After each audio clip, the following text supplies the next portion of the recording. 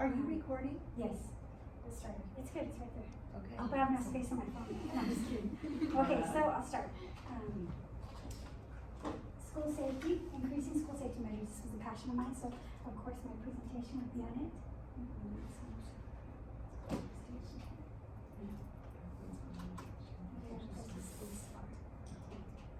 Okay, so the overview, there's a lot of things I'm going to discuss real quickly, but I'm going to be talking about not just my personal experience and the background, the history, everything kind of laid out in our paper, but I'm going to go over also some other stuff as far as school safety is concerned. So you'll see it all, but I'm excited about it. Introduction, school safety. This is something that affects everybody, not just the staff and the teachers, not just the students, but their families and the community. So school safety in every part. I wasn't just talking about gun measures and safety control as far as mass shootings, but school safety also with bullying, school safety with teachers being comfortable, school safety with safety of the actual school building itself. So safety in all aspects, and the measurements and the policies and the things that the lawmakers look at when they talk about school safety and how we can improve it, because I really believe that it needs to be improved, not just because of all the mass shootings that take place in our generation. Okay, they weren't normal with other generations, but for our kids, school lockdowns are normal. You know, gun drills are normal. It's what they have to do, and it's a part of their preparedness as students. So it's something that, of course, is important to me as a mom, but then it's important to me as a teacher also, as a, preparing to be a teacher. So it is personal.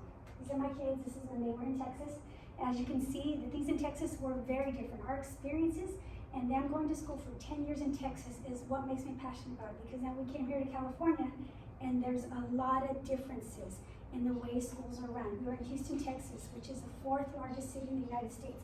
So you think in a city that big that there'll be a little bit more lax or a little bit more laid back, because there's a lot of schools in the districts are huge, but the things that we saw there were implemented even in the ghetto and the poorest of schools. They still have practices that were important and standards that were abided by. Some of them that I got to witness firsthand was the single point of entry in the schools over there. When we got there, I was like, wait a minute. In California, when the bell rings, everybody just leaves campus, right, and dismisses. But the schools in that city, there was a single point of entry. It was mandatory. So there was only one way in the school. They had a lot of those doors where you can get out, but you can't come back in. That was standard in the schools. Also, something that was standard was uniforms, which you don't think about it with regards to school safety, but it eliminates some of the bullying practices when all the kids are uniformed. Also, something that was standard was, if you guys seen that movie Daddy's Home with Mark Wahlberg, they're in a line picking up their kids repeatedly. That was how you got picked up. When the bell rang, the kids didn't run off campus. When the bell rang, the kids lined up outside the building. The teachers were on their walkie-talkies, and they were saying, okay, because we drive by with our code and our car tag, and they'd say, all right, then Ella and Michael go, their mom's here. So at the beginning of every school year, you were issued a car tag.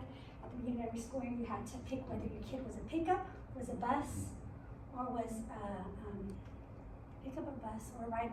There's 3 of them. So a walker, but that was very rare that kids actually walked home. So they were picked up by a bus or they were picked up by their parents. So you'd go through this, that was standard in all the schools. And so it was something that I really thought was safe. You had to be there to pick up your kid. They didn't just get dispersed and could go anywhere, And I know child abductions were really high over there, so I know the safety was important. But then I get here to California and that's really laxed.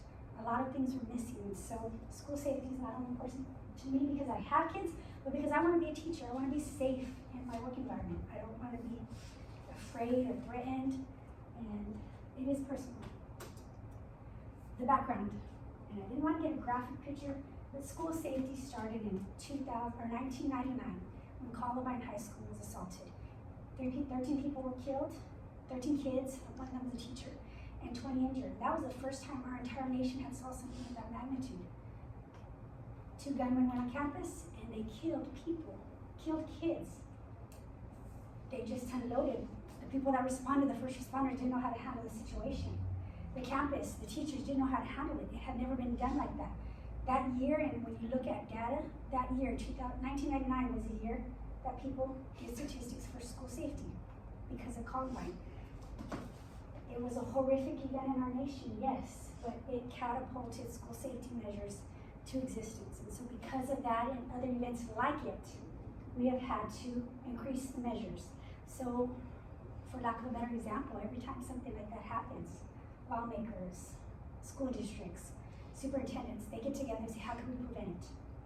And that is good. For a long time, they were looking at how to prevent it. But the problem with that is because you're looking at how to prevent it, you don't actually address the issues at hand, the issues, the preparedness for it. Not just to prevent it from actually happening, but what are we missing? And so in school safety, I looked at a lot of the now practices that talk about, let's address the mental health issues. Let's address the really, if teachers are more aware of the signs that maybe they can report it, So the background basically, it all started from Columbine. Immediately after that, 1999, a lot of the school administrators began to enforce cameras, school security cameras. They started working with local police, and then they also started metal detectors on campus. It didn't happen until Columbine. So Columbine was the one that started the thrust into security safety. Some statistics for you about the growth and the evolution of safety. This goes up until 2019 because we haven't had any big shootings. So the last time the Federal Safety Commission for Schools got together was in 2019. And this was some of the numbers they submitted. So you can see the decrease. It's a little small. You can see where Columbine happened, and then we started having measures. Crime hasn't been as bad. The bad thing about school statistics that when you go look for safety measures is there's so many different definitions for mass shootings, violence on campus. Some people measure actual killings. So they say, okay, the loss of life, that's a hazard. Some people just measure that 15 guns were collected in the school year for that district, So there's a lot of different red lines that there's not a lot of data because school districts aren't reporting violence, they're not reporting bullying, they're not reporting social media, how it's involved. And for that, because of that lack of it, there's a deficit of the raw information that's available. So it's statistical safety by numbers. Traumatic schools, what they have in common, and the suicide rate at those schools. It's just some of the stuff that we don't think about when we think about our kids going to school or becoming a teacher in that district. We look at their safety measures. We look if something's being done about safety there, if there's been acts of violence, if there's metal detectors in their schools, and that is important. So statistics, I did want to give us a reality check. Prompting concerns from parents, Monday, Von Tobel Middle School was on a hard lockdown after a campus security guard was shot by a stray bullet. And just weeks ago, a threat of a gun on the Shadow Ridge High School campus, also forcing a hard lockdown. When will we have enough? Enough with social media threats? Enough with the violence in our community? Wednesday, Superintendent Dr. Jesus Jara, alongside community law enforcement leaders, addressed recent threats and violence. We are working with local law enforcement to increase patrols around our campuses. The increased police presence is something they say they do at the end of every school year, after a shooting near a high school campus several years ago. The district reported so far this year 30 guns have been found on campuses. That's compared to 33 found last school year. 5 of the ones recovered this year were from adults who came on the school grounds. Jara says millions of dollars goes towards security measures, including making single point of entries at all schools. He says they are looking at ways to improve safety next year. There's some districts across this country that are looking at clear backpacks, and we're investigating it. Next slide. And just to recap on that, this was in May of 2023, before the school year ended. It was in Las Vegas, but it's still new. It was a security guard shot in a middle school. If you caught it, it wasn't a high school. It was a middle school. The kids are having guns and the kids are being violent. And a lot of the school statistics, if they don't cover mass shootings, they cover gun violence in regards to students being shot. The thing about that is when someone goes in for a mass shooting, they're just hitting anyone. Kids, but a lot of the gun violence on campus is it's intentional. They know, kids are getting into fights, and so they're pulling weapons out on each other and on campus. And so when I said there's a fine line, there's so many different statistics to look at with regards to school violence. But this was just recent, and it was in Las Vegas. But it gives you kind of an awareness that it's still there. There's still a need for gun violence. Current practices in place because of that, the slide that I showed you, the Federal Safety Commission for Schools, they had joined in 2019. One of the 7 things that they addressed that hadn't been addressed before, that was being addressed when Columbine happened, they were talking about the safety of the school itself, the building, you know, fortifying it, if not. But what they addressed recently was some really good stuff. When I went into this, I thought, there's not enough being done, you know, there's not enough. But then I looked at all the different practices in place and I thought, well, they are addressing stuff. So one of the big things that they address is a culture of connectedness, is kind of helping the district as a whole. Cyberbullying, which in 2018, all 50 states, not just 1, not just 6, but all 50 states enacted laws in place to deal with cyberbullying at school.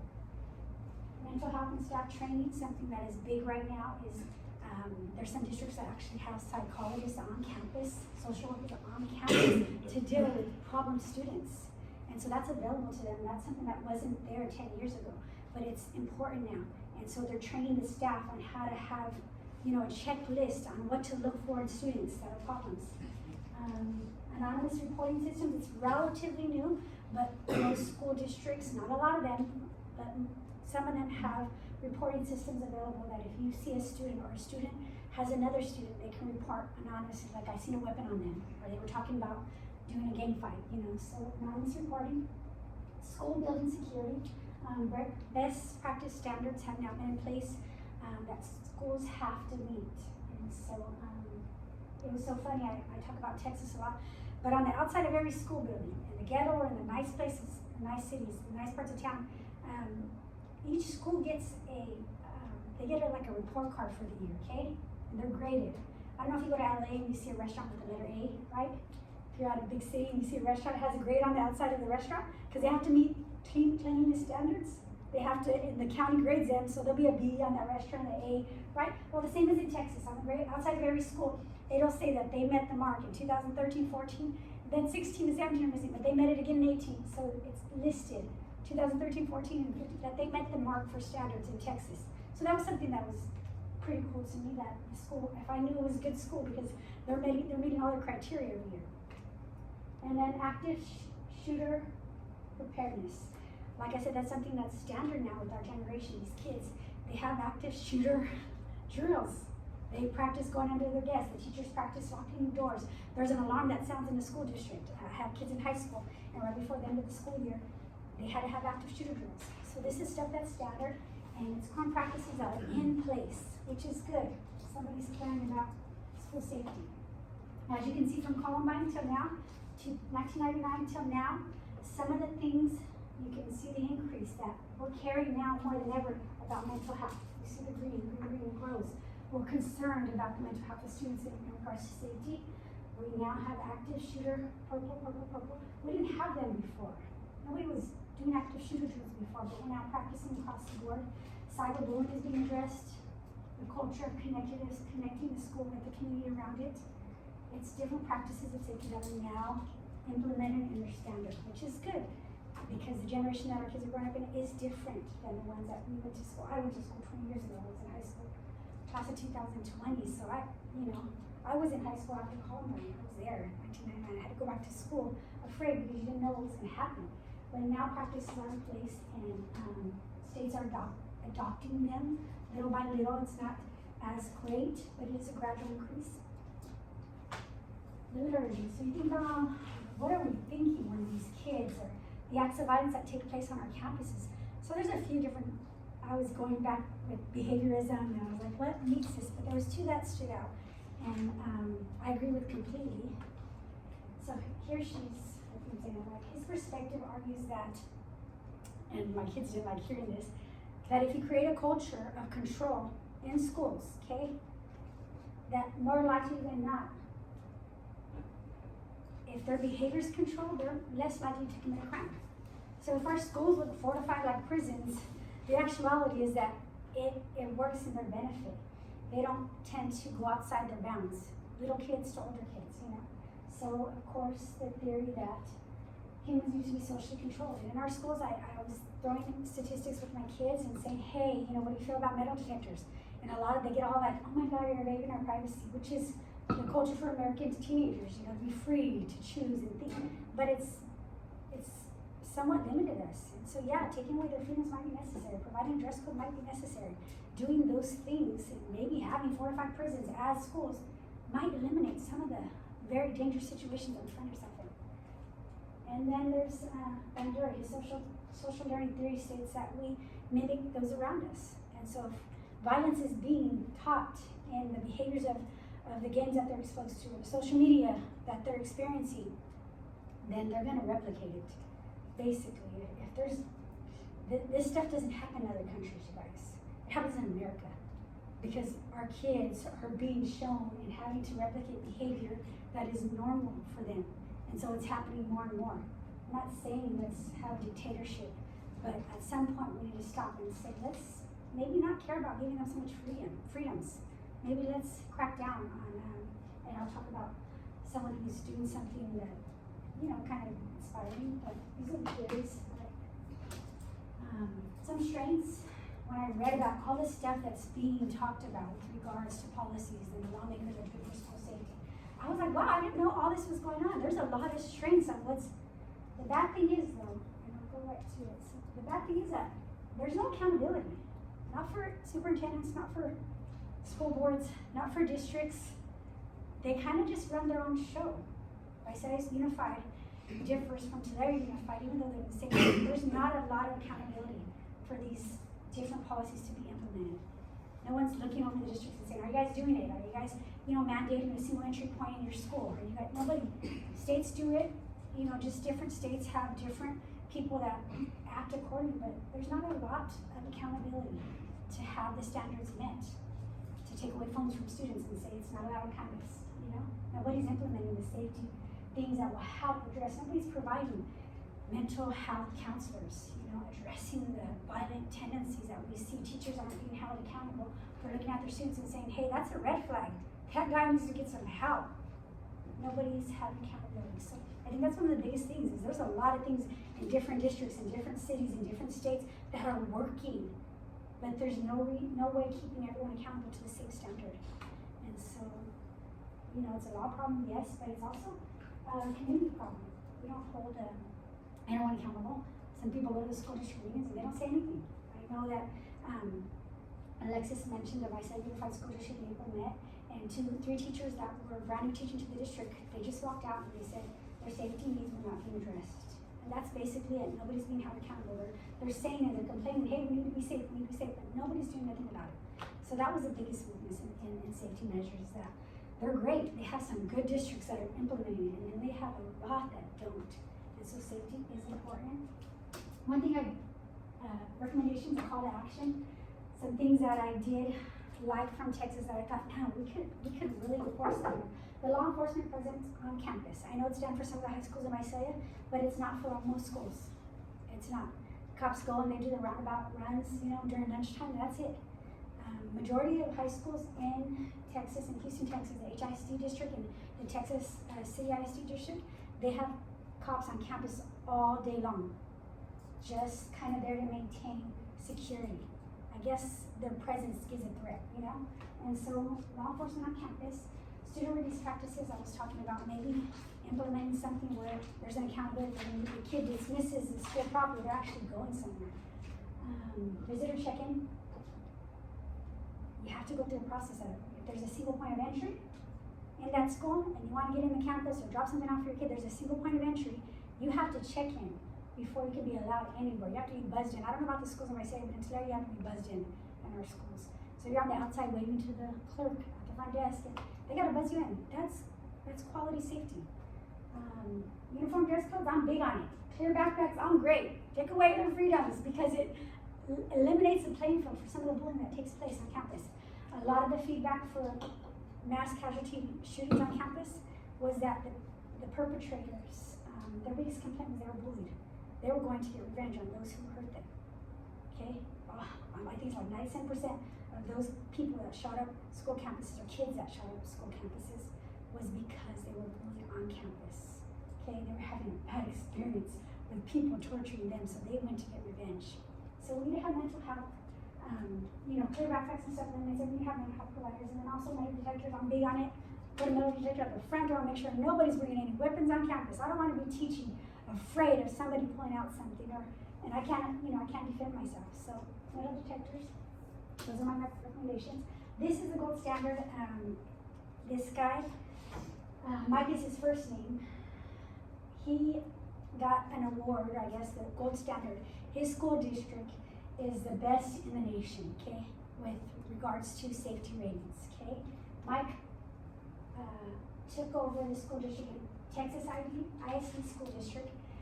It's a suburb, it's like the suburb to Houston, Texas, there in South Texas. And what he did is, there was a mass shooting in Santa Fe, Texas in 2018, I don't know if anybody remembers the school. 3 days after that shooting, his district hired him. He used to work for the Secret Service. And so they hired him, and within months, he made that district the highest, the safest place to be, to go to school. But some of the things that he did was kind of crazy, okay? So he installed K9 dogs in school campuses, okay? He like really fortified these schools. He installed cameras that have facial detection, so that way they're gonna know every intruder, and they're gonna recognize them when they're coming to visit, picking up their kids. He actually installed, he took away social media. He was the first of his kind to do it, okay? The first of his kind. And they can't have from bow to bow policy. You can't have your phone on campus from bow to bow. From the start of the day to the end of the day, kids aren't allowed phones. He is an advocate for, they disrupt learning, they disrupt bullying, they disrupt the culture of a high school, a school. So the first thing he did was he took away all those kids in that district. They're not allowed to have a phone on campus at all, okay? A lot of parents call to the front desk, but they're safe, okay?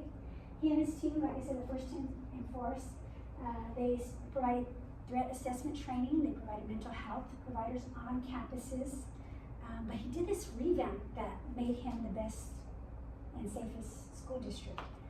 And some of his stuff was, like I said, it was pretty out there and outrageous, but he made the school safe, and that's what kind of stuff we gotta consider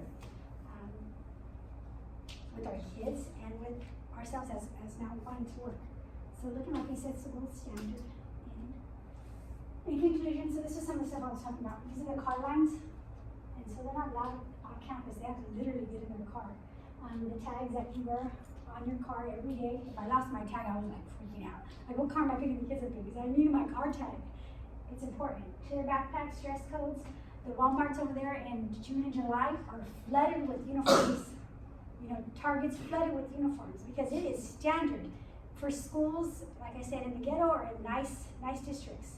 Nice, really wealthy districts. They wear uniforms, okay? It's standard. My kids grew up with that. They hate it now, but when they're used to it, they just get, they get used to it. It's part of their life. So in conclusion, I really think there needs to be accountability with regards to safety measures. I believe that there's great standards that are set across the board. And there's great standards in some districts, great in some schools, in some states, but there's no accountability. No one's being held to say, hey, implement this, reinforce this, provide this.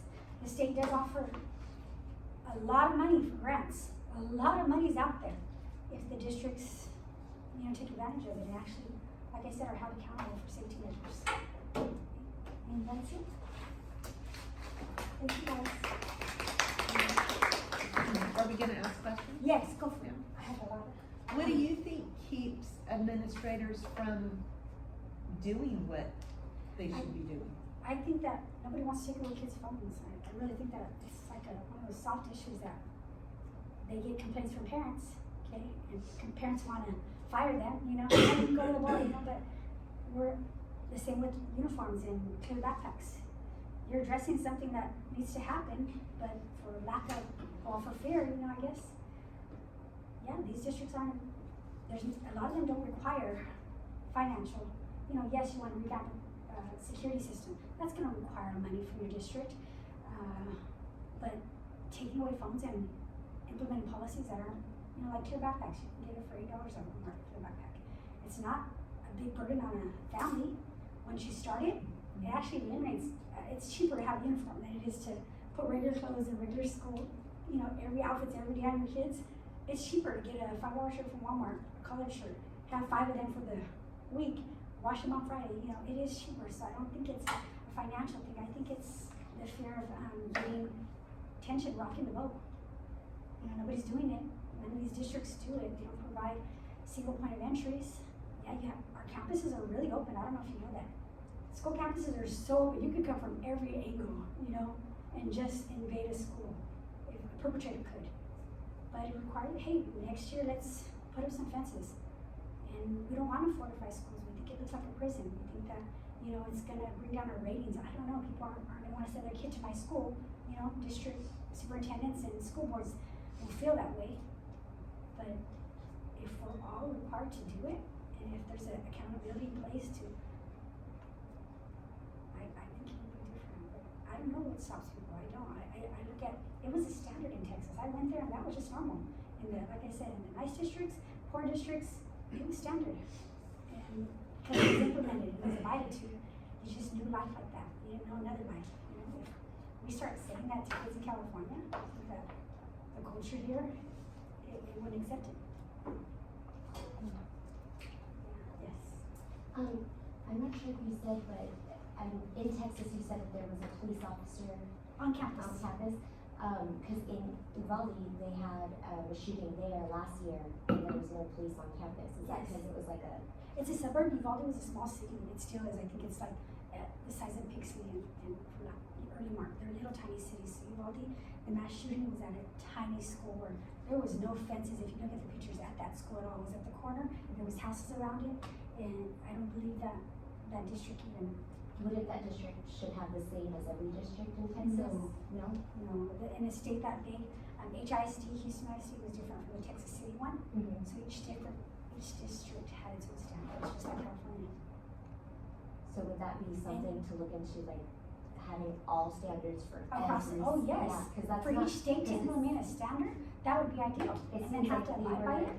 a lower income school. Oh yeah, it's a poor city, Uvalde was a poor Yeah, city. so they didn't get that safety measures, and that was one of the biggest shootings in elementary. And if we know about state funds for schools, if it's a poor city, that school's only in a small budget, Mm-hmm. you know, so then they have less to work with, yes, but having a police officer, it's a law enforcement officer on campus, who, like I said, Isaiah, he runs around, the guy drives around during lunchtime at Redwood normally, that's it, he shows his presence, it's not much, but it doesn't require much. But you also have to have good officers, cause they had officers there that didn't go in. Yeah, So- they didn't know how to respond. Yeah, Cause so, so then it goes to preparedness and teaching and training your staff, all this stuff requires time, it doesn't require a big financial, you know, load. Mhm. But for a district to sit down with its teachers and enforce mental health training and saying, hey, these are the checklists that we look at for the students in your school that could be potentially harmful, Mhm. yeah, it's just, it takes time. To revamp something like that, yeah, it takes more than anything time. Mhm. Not more than finance and not more than manpower, just time. Yes. I know there's like only so much you can do, but was there any research about them making new active, what was it? Active shooter Preparedness? camps. No, like the preparedness, do they have any new, yeah, because I was reading how a lot of the shooters that are shooting up schools now are students that were going to school learning like the past practices, so they go in there with knowledge of like, oh, they're probably gonna be Yeah. doing this. And that's when they do that on active shooter on campus drill, all the students participate, Yeah. which is, of course, if it's the students majority time that shoot up down in schools, yes. It's like they're going in there with knowledge of like what they're probably gonna do when they enter the school. That's why the training for the teachers is different. Oh, it is? Teacher preparedness training is different, that's why they have to lock their doors. Students don't do that, students go in hybrid, yeah, the training, teachers for the training is different. So for the staff in school, when you have that single point of entry, you know, it eliminates a lot when you have security cameras on. And just so you know, pictures without Columbine are because that school had security cameras. It wasn't without it.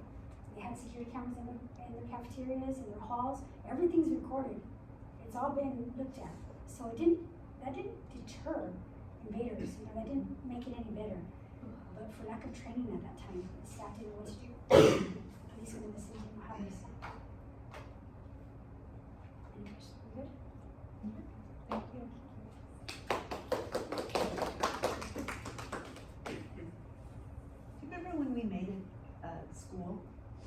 Remember when we had to like sketch our school? Like our It didn't even first occur to me to put like fences See, around what something. Yeah, that was the I first think class we did that intro to one. teaching. Was it? Yeah. I remember, I had to do it for my whole team. I was all like, what are we gonna put on this playground? I was all, where's the garden? What's fun? Yeah, what's fun? I didn't think security at the time. At least not a whole wall around the whole place. See, the time I took that class, the shooting just happened, so that was like the Oh. biggest thing we Okay. talked about was make Yeah. sure your school's safe. I used to think in Texas that they look like little prisons. I'd be like, what? These schools look scary. You know what, though? Texas has a much more lenient gun control, is like, everybody no in wonder Texas they're has a fine. gun in their It's pickup. legal, so no wonder Yeah, the schools look because like they have that. a, So that's a little bit, Idaho's the carry, same. yeah, they can have a carry. Yeah, it's pretty hard to get one in California. My husband was able to get it. But maybe that's why the schools are so protected, because Yeah, of the you have girls. to go through a lot more, and they can pull it or not issue one. You can buy one at Walmart. You can get bullets in Walmart. Yeah, it's like